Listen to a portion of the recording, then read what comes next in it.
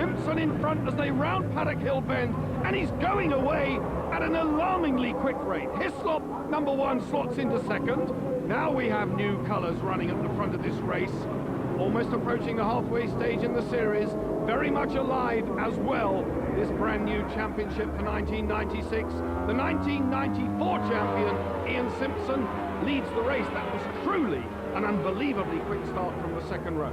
Hislop second, number 1. Then it's Reimer, Ray Stringer. Down in 5th place, Jamie Whittam, number 3.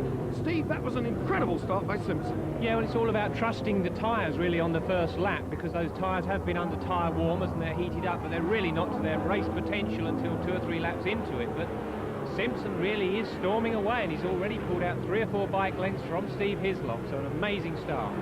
There's been an injection of cash into Simpson's team, which has allowed them to buy 2 brand new motorbikes. They're on them for the first time here at Brands Hatch.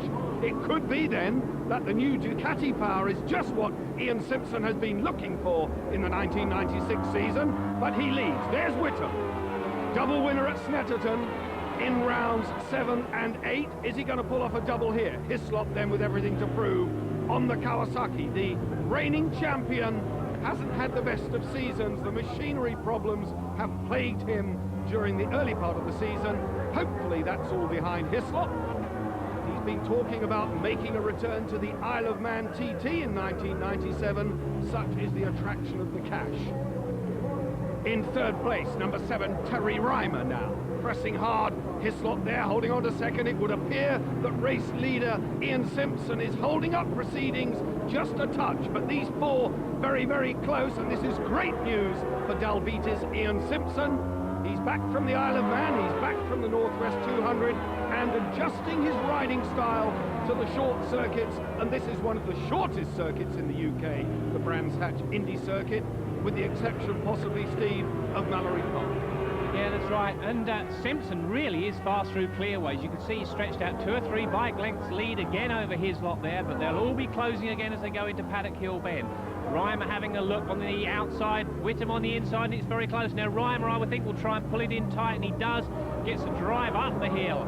Whittam nearly onto the old circuit there, but Reimer kept it on the inside there and powered up the hill. So still Reimer in 3rd, Whittam 4th. And at the moment, Simpson is the man, and he's very, very fast through this section here, down as they go along. Cooper Straight, which isn't really a straight, you can see the bike's well lent over there at that point, in 5th gear.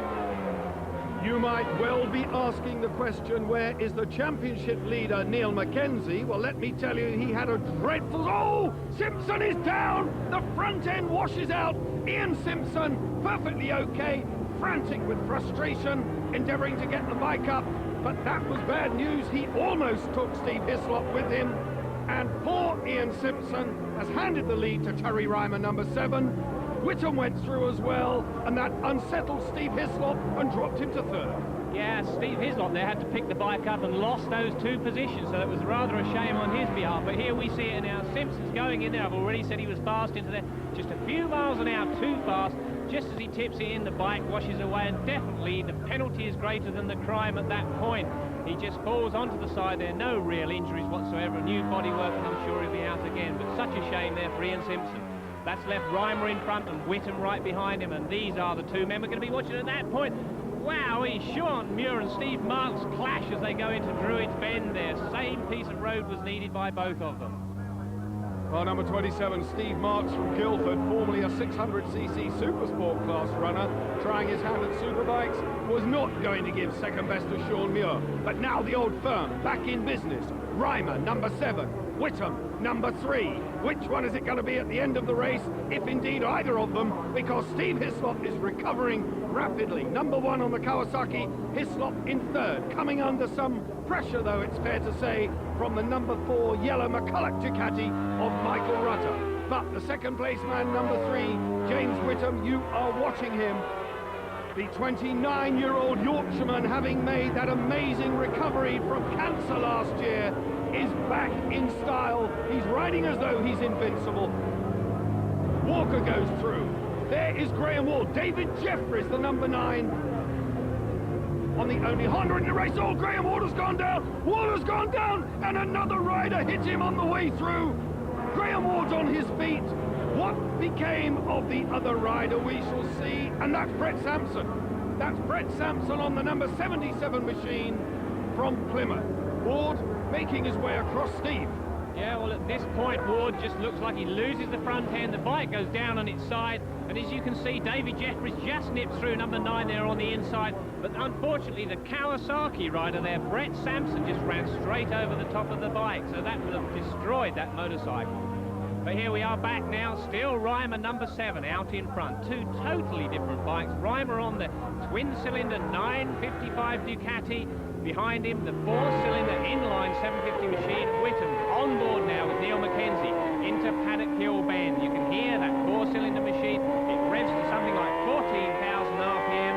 And if you look at the bottom of the picture, you can see the rev counter. So we're now on board with Neil Mackenzie in 6th place. Just in front of him is Matt Llewellyn in 5th on the Kawasaki. Mackenzie fighting his way up through the field with that appalling start. He's now on the charge. Both Kawasaki's running strongly, and that's good news for the new team manager, the new bold team manager, dare I say, Colin Wright, who has returned to spearhead the Kawasaki UK campaign after leading John Reynolds and Brian Morrison to victory in the 1992 championship. So Colin Wright is back there with Kawasaki. Matt Llewellyn's got his head down.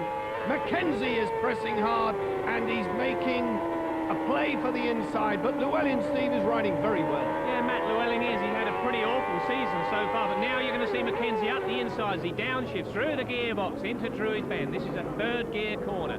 As they exit Druids Bend, he will shift up through the gearbox, short shifting. That means changing up early, not using that 160 brake horsepower, but using the torque of the engine. Back with the leaders. Reimer has a bit of a slide as he goes into clearways. Whittam keeps the bike nice and tight, but they're up in amongst the back markers at this point. This is where Reimer could make a move. He's going to have a look on the inside as they come onto the main straight. He just needs to get himself past the back marker when Whittam can't, and that will help him extend the lead. But Whittam through just the same as they go into Paddock. 4th gear, 120 mile-an-hour corner. Number 99, Alan Cathcart, one of the riders displaced there. Through goes Reimer. This is a dangerous period in the race for the leaders, and one of the tail enders sits up because Reimer dives through underneath like a knife through butter, and Whittam, number 3, going with him. The number 20 machine there, Jim Hodson, the yellow bike about to be blasted, and indeed he is. Hodson, number 20 then, following this man, James Whittam, number 3, as they charge on their way. Yet to come through is Steve Hislop. Yet to come through is Michael Rutter, who is riding oh so bravely with that collarbone injury just a week old, damaged in an American Superbike race last weekend. Here's Hislop, number 1, and Rutter is close. This is the opportunity, I suspect, that Mike Rutter has been waiting for. If he can grin and bear the pain and discomfort, he might just grab 3rd from this man, number 1, Steve Hislop. Rutter is really close. The tail enders ahead of them. Hislop is through. Rutter is through. And ahead now, Hislop. It's Cathcart, number 99, another tail ender. Steve, these are hairy moments. Yeah, back markers at Brands Hatch are a real problem because it's such a flowing circuit. You can see you're using one side of the track to the other, and you just need a back marker. At this point, you can see now Steve Hislop, who has a back marker right in front of him, and he's so close. And a back marker has a huge one, and Hislop is down. That was so unfortunate for Steve Hislop. He just had nowhere to go. The back marker lost the rear end, didn't fall off, but enough to let Steve Hislop run in the back of him. That was so disastrous for Steve Hislop. That's a very badly damaged Kawasaki motorcycle. I just wonder if they... Oh, somebody... That's Sean Muir! The Kawasaki of Sean Muir. There's one of the Suzukis. That looks like Denning. Yes, it is. Paul Denning, number 26, gets back on the circuit. And another rider. So 3 were involved in that little melee there. A furious Steve Hislop. He was running so well. And you can see clearly here, behind the tail ender, number 31, the tail ender loses the back end. Hislop has nowhere to go, skittles his front wheel, and he's very lucky that that big motorbike didn't land on him. The gravel trap, though, doing the job it's there for, stops the bike going into the tyre wall, and Hislop is distraught. Race leader Terry Reimer, one assumes totally and blissfully unaware of all the drama behind him, but Whittam charges past at Paddock Hill Bend, runs a little bit wide. Reimer was firmly entrenched on the inside and grabbed the lead again. Steve, this is shaping into a battle royal between these two. It really is. It does look as though the Yamaha has that slight speed advantage as they come out of clearways. Was Whittam just looking to see if he could make a move on like that on the last lap? We won't know, but Whittam just seems to be able to get out of clearways that bit quicker than Terry Reimer on the Ducati. Through this section here, Reimer very fast, again, fourth gear, as they flick it up into clearways, one of the slower corners. Whittam has a look on the inside, but he'll now, at this point, want to just keep it in nice and tight, because to use that power, 160 brake horsepower from this four-cylinder Yamaha, he just needs to get the bike as upright as quick as possible. He has another look on the outside as they come over the start and finish line, at this point doing about 150 miles an hour before they break into paddock. But again, Whittam takes the outside line, Reimer nips through on the inside up towards Druids. A new lap record by James Whittam. He's gone round here on this big Yamaha Superbike quicker than a Grand Prix 500. That is incredible. Now Mackenzie charging hard on the back of Michael Rutter. Rutter, I remind you, now in third place. Mackenzie making a play. He had a dreadful start, Steve. He's having to work hard. He really hasn't had a good start all year, Neil Mackenzie. He needs to get out there and practice this, because there's just no way that you can come from 10th on the first lap to win the race. Already now Whittam and Reimer have got away, and he's battling his way. He's trying to get himself up into third. He's right behind Michael Rutter. Again, I think we'll see the speed of the Yamaha as they exit clearways here. Fourth gear, into fifth, right round to 14,000 RPM. He has a look on the inside, and he does. He takes Michael Rutter as they cross the start and finish line. Can Rutter get back inside him as they go into paddock? I doubt it. Neil Mackenzie now up into third place. The 35-year-old Scotsman Mackenzie then in third. He's had several third places this year. He wants to win races. By his own admission, he wants nothing less than first, but those bad starts make him work very hard, and as Steve said, not a chance if he's going to leave it that slow off the grid. Ahead of Reimer then, another tail ender. They are lapping very, very quickly around here and catching the slower men in the field. Not that anyone's very, very slow at all. They're all going pretty quick. But it looks, that's Marks. That's number 27, Steve Marks, the Guildford rider, ahead of them. Does he know? Maybe his pit crew have told him the leaders are coming. And they both go through on the inside. Reimer still in front. Steve Marks respectfully moves across, does the sensible thing, and they are on the last lap now. Reimer still leading. James Whittam, number 3, in second place. And is Steve Parish going to be proved correct? Has he been testing the straight to see if he's got the speed, Steve? Well, I think he is. He's right behind him. He'll be now trying to keep the bike on the inside. As I said, if he can get it on the inside and get the power down, the Yamaha does seem a bit faster. He's got a good run. He's in the slipstream. He's going to go to the outside, not the inside, and he's used that same old manoeuvre, and he's done it. Whittam wins the race by a wheel. What a fantastic race. A sensational last yard dash by James Whittam. 3/100ths of a second the margin, or to put it another way, half a front wheel. An amazing ride, his third win in a row for James Whittam, and Terry Reimer knows that the rest of the season is going to be far from a cakewalk. There it is then, Whittam, Reimer, Mackenzie got third, a brave fourth for Michael Rutter, complete with broken collarbone. Llewellyn consolidated the Kawasaki success. Stringer there, Moody, and Chris Walker will be less than pleased, I would have thought, with 8th. Take another look at the way Jamie Whittam exited clearways, charging down the straight. The line's ahead of them, half a bike's length, the victory. They don't come any closer than that.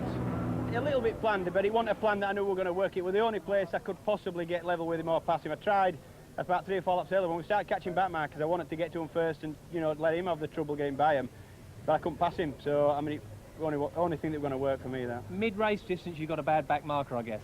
Yeah, I got a real bad one at one stage. Most of them got by pretty well, but one really held me up, and I thought, I think he's going to get away here, but I just plugged away, and I think he got held up by another one then, and we sort of telescoped back together. Great race, well done. Thanks a lot. Terry, I heard you shouting 5 more horsepower. Is that the problem? We just need a little bit more top speed on the bike, you know. Mid-range power is pretty good, and all credit to James, you know, he rode well, and we had a good battle out there. I think it was good for the crowd, good for the TV, and good for everyone. The last lap, because I finished second. The last lap, you missed a gear around the back, I was told. Was that a moment? He dropped out of gear just as he come through from 4th gear, and I understand James almost hit me at the back. So I thought he's going to pass me, but he didn't. And I knew he was going to try and pass me on the straight there. I just tried to make myself as wide as possible on the start-finish straight. But another race to go, just make yourself wider in the next one, eh? yeah, arms and legs will be sticking out everywhere. Well done, Terry. Celebration time for Whittle.